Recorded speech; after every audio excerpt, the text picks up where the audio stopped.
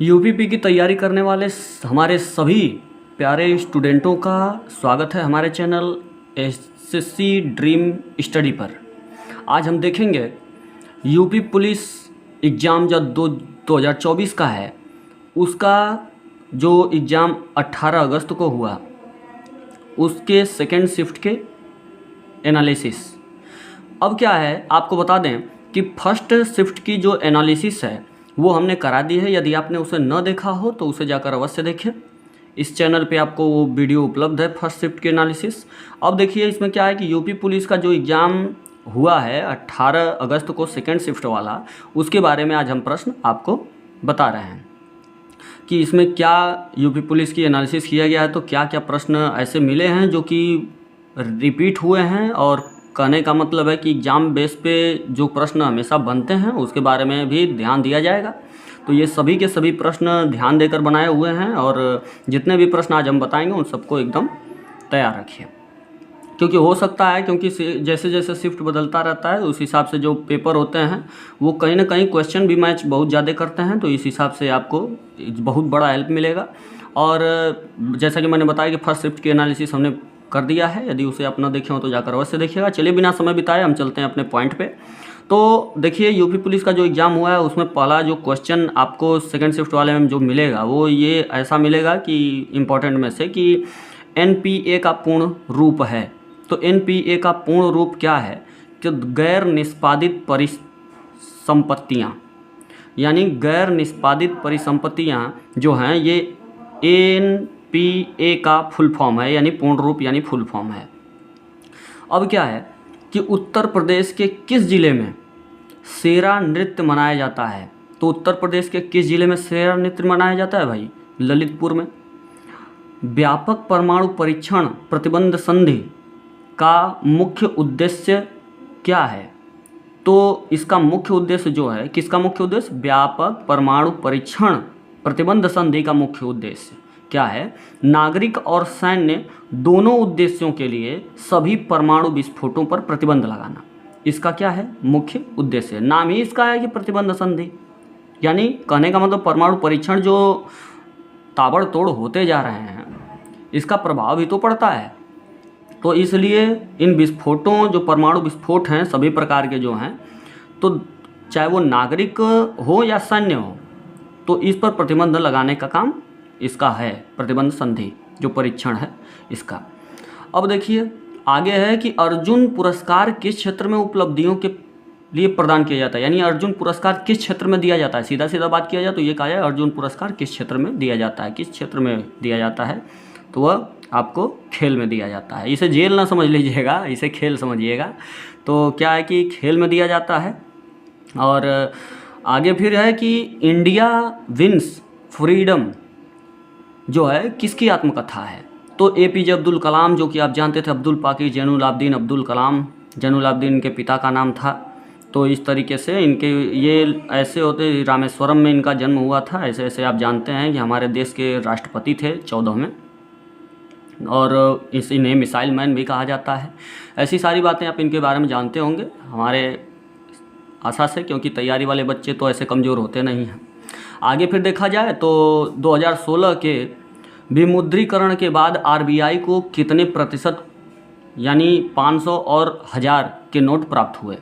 यानी reserve bank of India जो है, RBI reserve bank of India को कितने प्रतिशत 500 के और कितने प्रतिशत, यानी कुल मिला के 500 और 1000 के कितने प्रतिशत नोट प्राप्त हुए थे 2016 के विमुद्रीकरण में, यानी नोटबंदी में? तो ये है कि 98.96% तो नोट आ ही गए थे, चाहे वो 500 1000 के पूरे मिला के इतने परसेंट नोट प्राप्त हुए थे रिजर्व बैंक ऑफ इंडिया को। लोकटक झील जो है भारत के किस राज्य में स्थित है? तो ये आप जानिए कि लोकटक झील जो है भारत के मणिपुर राज्य में स्थित है। तो मणिपुर जो है वो लोकटक झील के लिए प्रसिद्ध है। आगे अगर देखा जाए तो प्रस्तावना में राष्ट्र की एकता और अखंडता, यानी राष्ट्र की एकता के लिए और अखंडता के लिए शब्दों का उद्देश्य किस मौलिक सिद्धांत को बढ़ावा देता है? यानी कौन सा मौलिक सिद्धांत ऐसा है जिसमें राष्ट्र की एकता और अखंडता के बारे में बात होती है? यानी ऐसा शब्द कहाँ मिलता है आपको? तो बंधुता में, यानी कि मौलिक सिद्धांत जो है, कौन सा मौलिक सिद्धांत? बंधुता का मौलिक सिद्धांत जो है, इसमें आपको राष्ट्र की एकता और अखंडता शब्दों का उद्देश्य आपको समझ में आता है, यानी ये बढ़ावा देता है, बंधुता को बढ़ावा देता है। मौलिक एकता में किसको बढ़ावा देता है ये? एकता और अखंडता, बंधुता को। बंधुता मतलब सभी लोग बंधु हैं, तो यानी सभी लोग एक हैं, चाहे वो किसी भी जाति धर्म संप्रदाय के हों। भारत है तो भारत एक है, अखंड भारत, तो इस तरीके से, और एक भारत, तो इस पे उद्देश्य इसका होता है और इस पे सिद्धांत है, तो यह बंधुता को बढ़ावा देता है। निम्न में से किस क्षेत्र में विशेष योगदान के लिए ज्ञानपीठ पुरस्कार दिया जाता है? तो ये बात देख लीजिए, क्षेत्र पूछ रहा है, लेकिन किसके विशेष योगदान के लिए ज्ञानपीठ पुरस्कार किसके लिए दिया जाता है? पूछेगा ज्ञानपीठ पुरस्कार किस क्षेत्र में दिया जाता है, तभी बात वही है। तो साहित्य के क्षेत्र में ज्ञानपीठ पुरस्कार दिया जाता है। तो आगे जो है अंधेर नगरी का अर्थ है। अंधेर नगरी का अर्थ क्या है? अंधेर नगरी का ये अर्थ है कि अन्याय की जगह, जहाँ अन्याय होता हो, न्याय न होता हो, लोगों के साथ अन्याय किया जाता हो, न्याय किसी के साथ न किया जाता हो, वहाँ पे अन्याय की जो जगह होती है उसे ये अंधेर नगरी कहा जाता है। आपने सुना होगा अंधेर नगरी चौपट राजा, टके शेर भाजी टके शेर खाजा, इस तरीके की बातें। तो आगे है कि अव्यय के कितने भेद हैं? तो अव्यय के भेद जो होते हैं वो कितने होते हैं? 4 होते हैं। 4 जो होते हैं वे अव्यय के भेद होते हैं। ऋण जो आपका री है, री जो वर्ण है, यह उच्चारण स्थान है। री का उच्चारण स्थान कौन सा होता है? जैसे आपका कंठ होता है, मूर्धा होता है, तालव्य होता है, जिह्वा होता है, ओष्ठ होता है, मूर्धा होता है। तो इसमें क्या, मूर्धा जो है ये स्थान किसका है? री का। री बोलेंगे तो आपकी जो जीभ है वगैरह ऐसे है तो वो मूर्धा को टच करती है, तो उच्चारण क ख ग वगैरह का क वर्ण च वर्ण जैसे होते हैं, तो क वर्ण में क से लेके जो आपके होते हैं घ तक आते हैं, ng तो नहीं, ऐसे फिर च से लेके ऐसे आता है। तो मतलब जितने हैं, जैसे एक लाइन में क ख ग घ अंग च छ ज ज, तो एक क के आगे वाले क वर्ण, च के आगे वाले च वर्ण ऐसे होते हैं। तो जो री है वो आपका कौन सा उच्चारण स्थान, यानी ये कहाँ से बोला जाता है? मूर्धा से, यानी ये टच होता है वहाँ से। आगे है कि दवाई शब्द का सही बहुवचन रूप है। दवाई का सही बहुवचन रूप का मतलब सीधे से आप जानिए कि दवाई का बहुवचन क्या होता है। तो दवाई का बहुवचन जो होता है दवाइयाँ, ये जो है ये आपका सही उसका रूप है दवाइयाँ। इति, इति जो इति और इति है का अर्थ है यानी समाप्ति और बाधा, जो है वो आपका इति इति का अर्थ होता है। निम्नलिखित में से पुल्लिंग शब्द छांटिए। तो आपको पुल्लिंग शब्द छांटना है, तो अगर यानी जो आहार शब्द है वह क्या है? पुल्लिंग शब्द है। तो जैसे देखिए इंग्लिश में आप पढ़ते हैं तो उस हिसाब से आपका अलग होता है, हिंदी की बातें कुछ अलग होती हैं। इंग्लिश में जो ये निर्जीव चीज़ें होती हैं इसे न्यूटर जेंडर यानी कि नपुंसक लिंग में रखा जाता है। तो इंग्लिश की बातें नहीं है, यहाँ पे हिंदी की बातें हैं। ये पुल्लिंग जो है वो आहार जो निर्जीव होते हैं उनको भी बोल के देखा। जैसे बस आ रही है, तो बस आ रही है, तो बस ये आपका क्या हो गया? स्त्रीलिंग हो गया, आ रही है बोला जाता है। तो इस तरीके से तो आहार जो होता है वो पुल्लिंग है, क्योंकि आहार तैयार हो रहा है ऐसे कहा जाता है। ये नहीं बोला जाता कि आहार तैयार हो रही है। तो इस तरीके से आहार तैयार हो रहा है तो रहा है बोला जाता है, तो वह पुल्लिंग को इंडिकेट करता है, सूचित करता है। रही है बोलते तो स्त्रीलिंग को सूचित करता है। तो ये आप जानते होंगे। आगे है कि तो वर्ग की ध्वनियाँ जो होते हैं, ध्वनियों का उच्चारण स्थान कहाँ होता है? जैसे अभी मैंने बात किया कि क वर्ग च वर्ग वगैरह, तो त वर्ग जो होते हैं, तो यानी तो के आगे आने वाले जो शब्द होते हैं, यानी जो शब्द नहीं सॉरी वो अक्षर या वर्ण होते हैं तो के आगे आने वाले, तो उनकी जो ध्वनियों का उच्चारण कहाँ से होता है? दंत से होता है, यानी दंत से। त थ द आप बोल के देखिएगा तो ये त वर्ग में जितने आते हैं वो सब आपकी जीभ किसको टच करेगी? यानी दांत को टच करेगी, तभी आप त वर्ग के बोल पाएंगे। आगे जो है वो ये है कि अभय उभय शब्द युग्म का सही अर्थ है। तो अभय उभय शब्द युग्म का सही अर्थ क्या होता है? उभय का मतलब होता है दोनों। जैसे आपने ऊपर देखा कि इति का मतलब होता है समाप्ति और इति का मतलब होता है कि बाधा। वैसे ही अभय का मतलब होता है निर्भय, यानी जिससे कि अंदर भय न हो, और उभय का मतलब होता है दोनों, जैसे उभय लिंग होता है, तो उभय लिंग का मतलब, उभय का मतलब होता है दोनों लिंग, यानी पुल्लिंग और स्त्रीलिंग जिसका दोनों से बोध हो तो उसे उभय लिंग कहते हैं। जैसे डॉक्टर हो गया, तो डॉक्टर है तो उसमें स्त्री और पुरुष दोनों हैं, पुल्लिंग स्त्रीलिंग दोनों का बोध करा रहा है, तो इसलिए उसे उभय लिंग बोलते हैं। ऐसे ही समझ लीजिए, उभय का मतलब दोनों होता है। तो अब देखिए आगे देखा जाए तो तुम कब आओगे, इस वाक्य में उचित विराम का प्रयोग कीजिए। तो तुम कब आओगे, भाई इसमें उचित विराम का चिन्ह का मतलब, प्रयोग करने का मतलब कि इसमें कौन सा चिन्ह लगेगा अंत में। तुम कब आओगे भाई, देखिए पहली सीधी सी बात है, इसमें प्रश्न पूछा जाए तो ये प्रश्नवाचक वाक्य हुआ, तो लास्ट में क्या लगेगा, प्रश्नवाचक चिन्ह ही लगेगा। दिए गए विकल्पों में से विधुर का स्त्रीलिंग कौन सा है। तो विधुर जो होता है, विधुर किसको बोलते हैं, जिसकी पत्नी मर गई हो, इसको विधुर बोलते हैं उस पुरुष को। और जिसकी पत्नी और जिसका पति मरा हो तो उसे बोलते हैं विधवा। तो स्त्रीलिंग पूछ रहा है तो विधुर का स्त्रीलिंग पूछ रहा है, इसका मतलब विधवा होगा। कृताकृत में समास है, कृताकृत में समास क्या है, कर्मधारय समास।